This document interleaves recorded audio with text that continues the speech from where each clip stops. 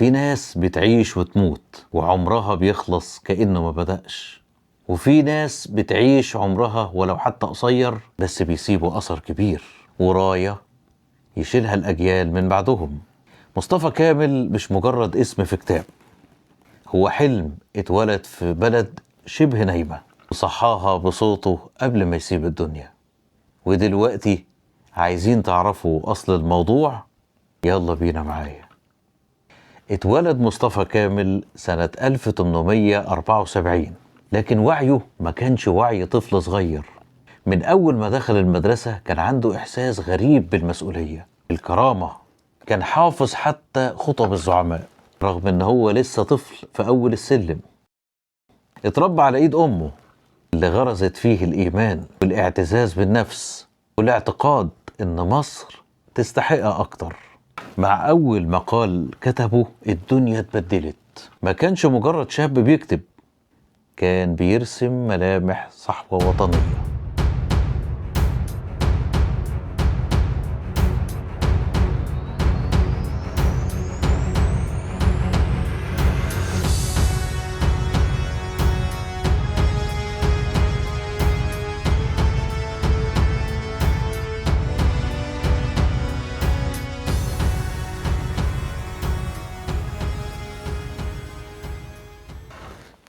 سافر باريس مش عشان ينبهر ويتفسح، لكن عشان يفهم عدوه.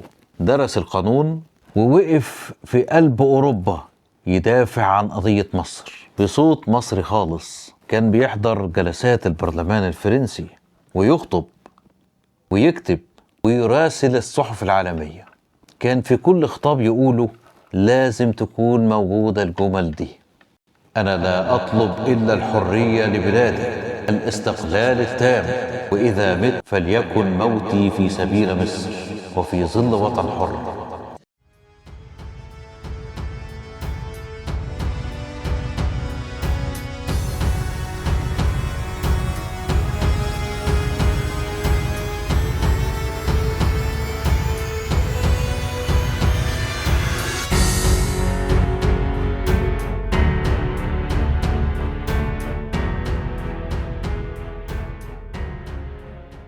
سنة 1906 في شرارة انفجرت في قرية دنشواي.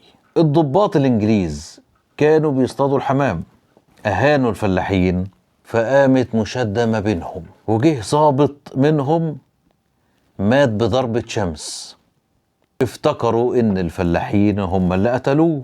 انتهت بإعدام شباب مصري أمام أهاليهم.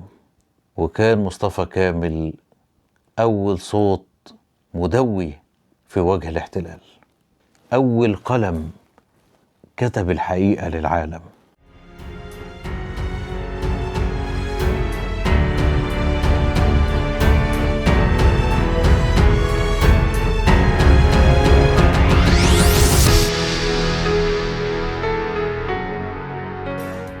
كتب في جريدة اللواء، هو نفسه أسسها، وكان لسان حاله لسان كل مصري مقهور من الاحتلال. لما فكروا في تكريمه سنة 1907 منحوه لقب البشوية من الخديوي عباس حلمي الثاني، تقديرا لجهوده في نشر الوعي الوطني ودفاعه عن مصر في مواجهة الاحتلال الإنجليزي. لكن طبعا مصطفى كامل كان أكبر من المناصب والألقاب. كان بيشيل هم وطنه فوق كتافه، وهمه الوحيد يشوف مصر حرة مستقلة. في وقت اللي كانت فيه مصر مكبلة بالاحتلال وفي أصوات كتيرة خايفة تتكلم، كان صوت واحد بس اللي بيعلى بالحق، صوت مصطفى كامل. كان مؤمن جدا إن الكفاح مش بس بالمقالات والخطب، كان لازم يكون ليه كيان يضم الناس، ينظم الأفكار. من هنا اتولدت فكرة الحزب الوطني. ما كانش حزب سياسي، دي دعوة للاستقلال. سنة 1907 كان هدفه واحد: الاستقلال التام لمصر ووحدة الشعب المصري. حلم لوطن عريق يقف على رجليه بإيدين أولاده.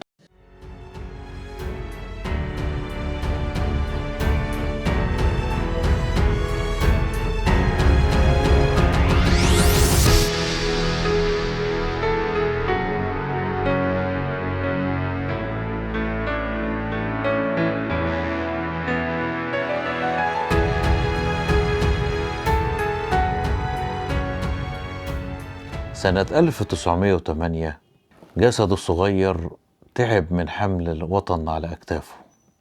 مرض العضال أكل صحته، لكنه ما سكتش، فضل يكتب ويخطب ويتكلم لحد آخر لحظة، ومات وهو عنده 34 سنة. بس ساب لنا إيه؟ بلد اتحركت بفضل كلماته. ويوم 10 فبراير سنة 1908 مصر كلها نزلت الشارع، جنازة شعبية مهيبة وجثمان ملفوف بعلم مصر اندفن، والبكاء مال القلوب، لكن اسمه ما اندفنش. اسمه بقى رمز، وصورته بقت في قلب كل مصري حر. في النهاية مصطفى كامل علمنا إن الوطن مش شعار، الوطن قرار، والتاريخ بيتكتب ويتسجل بكفاح شبابه وبالحق بالكرامة.